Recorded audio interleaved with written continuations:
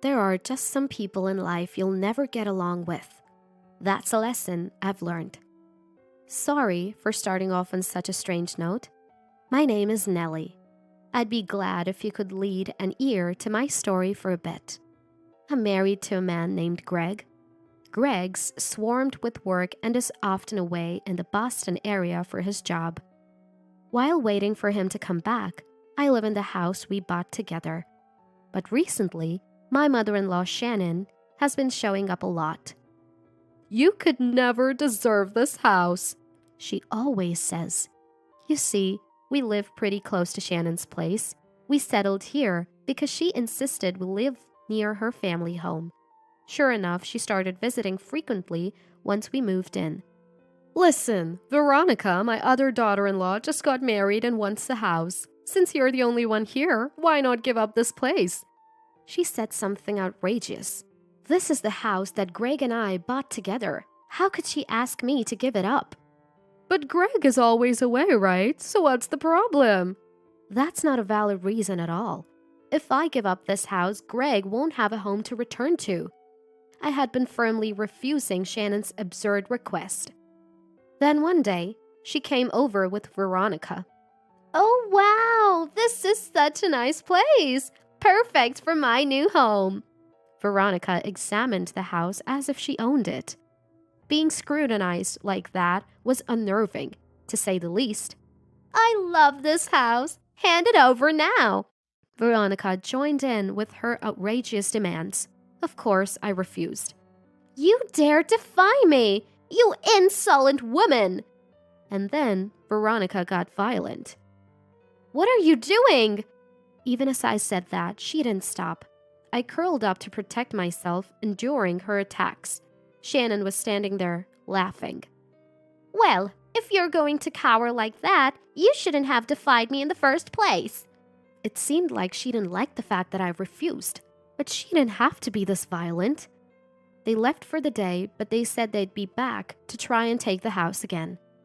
I was scared they'd actually take the house from me. I contacted Greg, who was still away for work. When I told him what happened, he said Shannon and Veronica had reached out to him too. Apparently, Shannon has always favored Veronica over him and used to discriminate between them when they were kids. This time too, Veronica told Greg that she wanted a house and asked him to give it to her. Greg sounded really down. I tried my best to cheer him up. We couldn't talk much because he had work left. And then, the next day, Shannon and Veronica returned. "We're getting you to hand over the house today." This time, Shannon entered the house wielding an umbrella. It wasn't raining, so why an umbrella? Then suddenly she swung it at me, clearly threatening that if I didn't give up the house, she'd beat me with it.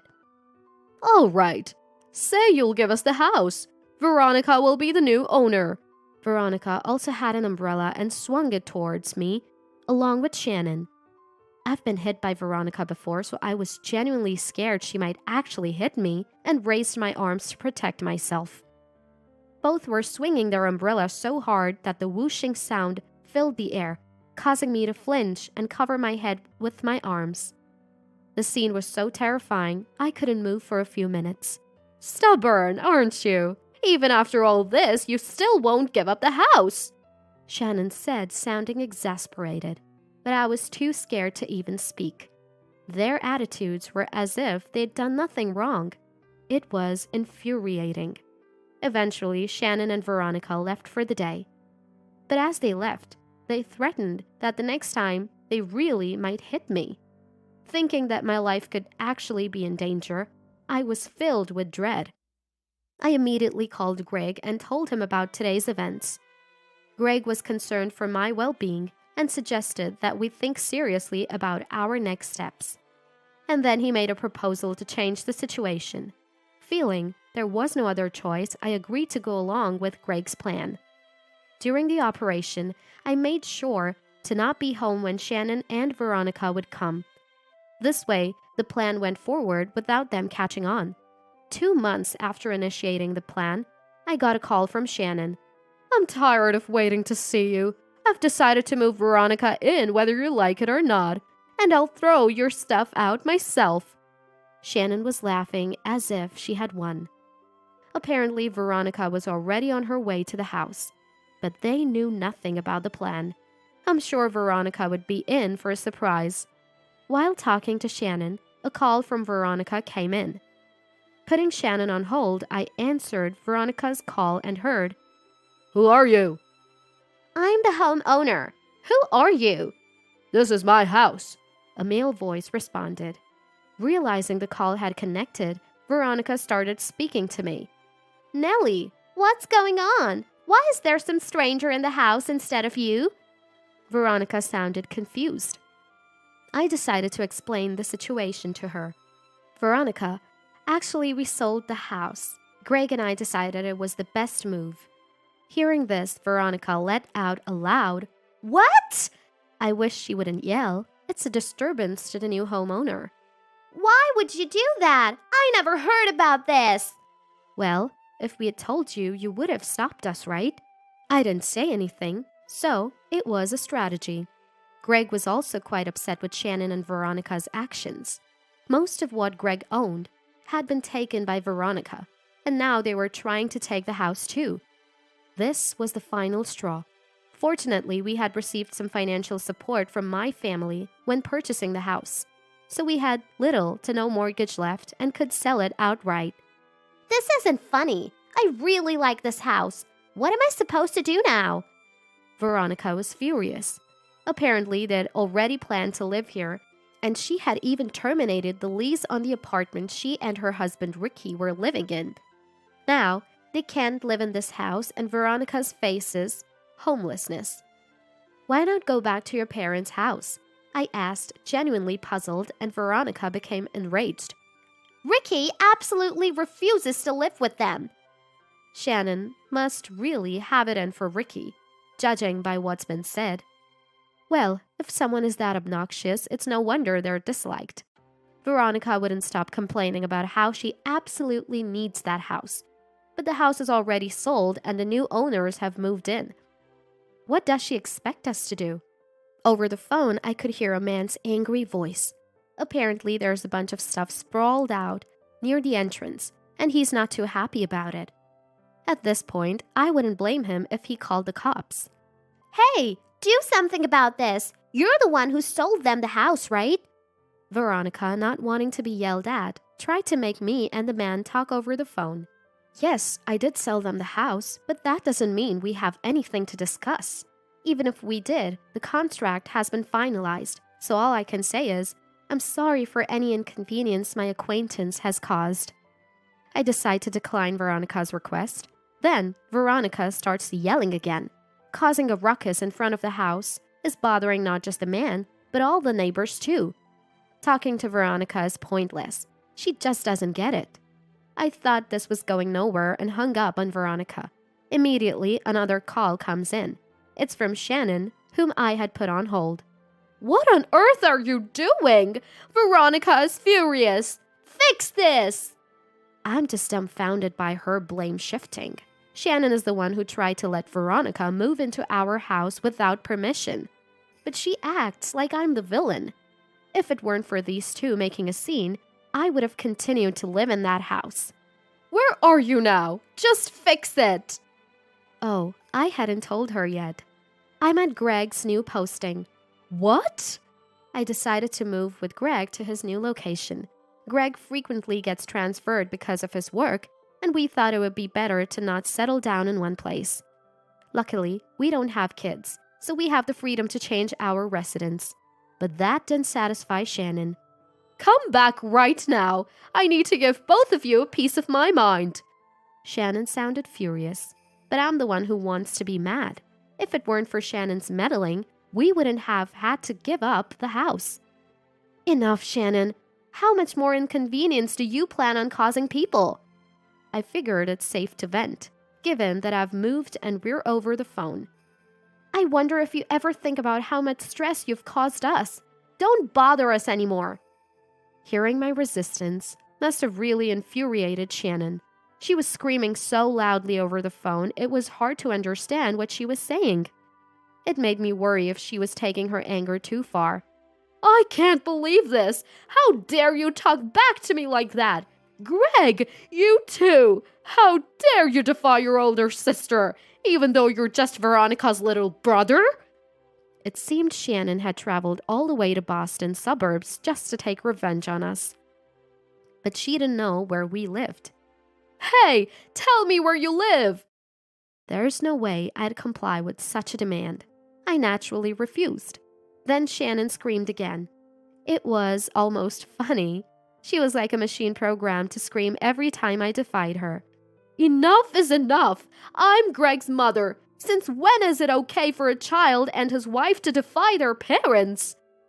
She was pulling some pretty old-fashioned cards. I mean, there are countless ways to find out where someone lives.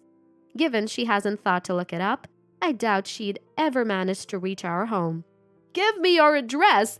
Neither of you is getting off easy. Wait, what? Suddenly, Shannon's tone changed. I wondered what had happened when she started screaming. This is all your fault. Turns out, Veronica had been taken away by the police, aggressively demanding a man leave his home, and he finally had enough and called the police. Well, that figures. Unable to think rationally, believing that blackmail could solve her problems, she must have gotten it from her mother. Getting taken away by the police might cool her off a bit. How dare you do this to my precious Veronica? Once again, she's deflecting the blame. I mean, how can it be anyone's fault but Veronica's, who was causing a scene outside someone else's house? Just then, Greg got home from work. I informed him that I was on the phone with Shannon, and he took over the call. Mom, I've lived my whole life in fear of you, but that's over now. I'm not listening to you anymore. If you come to our house uninvited, I'll call the police. It seems Greg has grown through this experience. To think he could say that much to Shannon, who had tormented him all this time. Greg gave the phone back to me, saying he had said all he needed to say. Shannon, on the other end, screamed again. She's clearly not used to getting pushed back. Doesn't she realize that doing awful things could result in some form of retaliation? Shannon, just give it up. Veronica has been taken away, and anything you do to me is just going to be petty revenge. Even so, Shannon just kept screaming. She was like a wild animal, so lost in her anger she had forgotten what she was even mad about. This is getting nowhere. Shannon, can I hang up now? I don't think there's any point in continuing this conversation. But she just wouldn't listen. Don't you dare argue with me! Parents are absolute! A child should never defy their parents! If she's going to be this unreasonable, well, I've got my own thoughts on the matter too. Shannon, I've said it before and I'll say it again. We're done interacting with you. Stop contacting us. I deliberately kept pushing Shannon's buttons. As expected, Shannon flew off the handle and started cursing at me. The things she said were so awful, they could break someone's spirit if taken to heart. But that's precisely what I was aiming for. Shannon, I've recorded every single abusive word you've just said. As I said this, Shannon stopped her tirade and began to panic. Recorded? What are you doing? Shannon, you're the one in the wrong for using hate speech. Slander is a serious offense. I'm sure my lawyer would love to hear this, and you'll probably end up having to pay a fine or compensation. At that point, Shannon broke down in tears and apologized. I'm sorry. I just lost my cool for a moment. Please don't involve the lawyers or police, okay? Since Shannon kept apologizing persistently, I told her to never interfere with Greg and me again, and decided to forgive her. Shannon promised, and we never heard from her again. The truth is, I hadn't actually recorded anything. It was all a tactic to make Shannon back off.